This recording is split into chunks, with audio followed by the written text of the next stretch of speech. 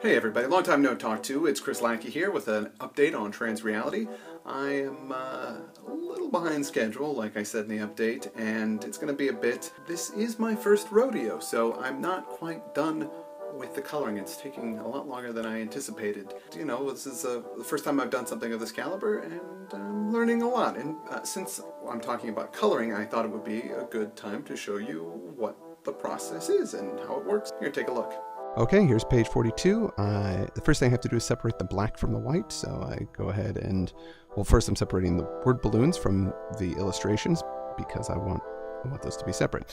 And there we go. This is a simple process. You can find out how to do that anywhere online. I won't go into specifics because I'm not sure how technical all you people are. And now we're multi-filling. Now multi-filling finds every area that it's its own sectioned off thing and makes it a color.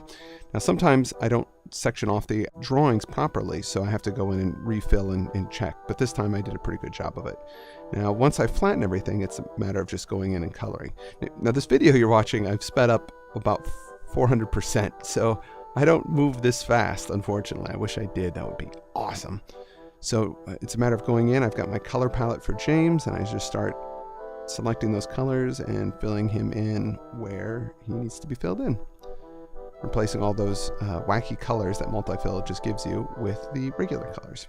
Okay, so we're just doing, like I said, all of his colors. His hair, his eyes are the same. Get all his teeth filled in there.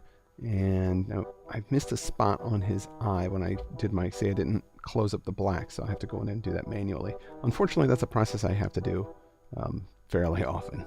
Okay, so I've cut to a bigger scene. This has got some background characters in there, and I'm just looking at the space station where this is all taking place and making it match the other panels, making sure the colors are the same. One of the things that I always get caught up on is multi-fill. For it to work, it has to go RGB, which is red, green, blue. But when you go to print, you need to do everything in CYMK, which is a different color setting. And after multi-fill does its work, I've got to manually swap it over, and sometimes I forget, and you think you're working in RGB and you're not, and it makes things sad. So you have to go back and double check your colors. You can't just switch them because the actual colors are going to be different numerical values. So if you've got a color that works in CYMK, it might not exist in RGB. So that's a bit of a problem. You can see here, now I've got to make some choices and figure out what this guy's going to look like, because he is a transhuman. And being transhuman, you could change your skin color, your hair color, what you wear, even what you look like. If he's digital, if he doesn't have a physical body, he can be anything he really wants to be. Now, this particular character is one of our high-end contributors, David, and I've gone and given him kind of this crazy little outfit. Now, again, I missed sealing up that area, so I had to separate it completely. Now, I figured I like the brown and the orange. Maybe it's a little Oompa Loompa. Maybe not. I don't know. Just throwing that out there. And there we go. I'm giving some kind of tattoos. Thought that would be neat. Okay, so there I picked all of his primary colors. Now it's a matter of everybody's got their basic colors. Now I have to do the shading. Now the way I do this is I picked a particular style where I use only straight lines. So when I use the selection tool, I use only straight lines to color. So it kind of gives it this almost kind of maybe kind of computery kind of look to it, which I like, and I'm trying to do. So I have to go through and select every area that I want to be darker, and then I just fill it in. Now I've cheated a couple times, as you can see there. I'm not using straight lines, but I try to draw them as straight as possible to keep it with that consistent look and feel. Now I'm doing the shading on the underside of the shirt here, and as you can see, this is a fairly time-consuming process. Who knew? Okay, now I'm going to put in a screen. Now, in Transreality, these screens just sort of float in front of you. What I have to do is I do it in another program, and then I import it into Photoshop.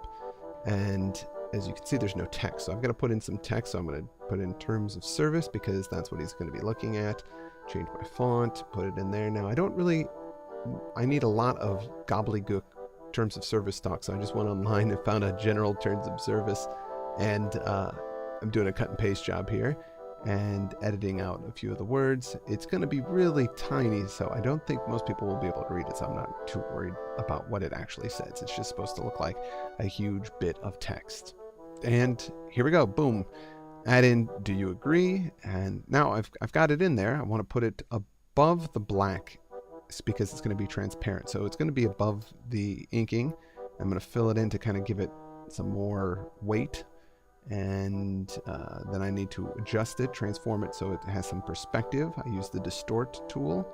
I selected the wrong one. Here we go.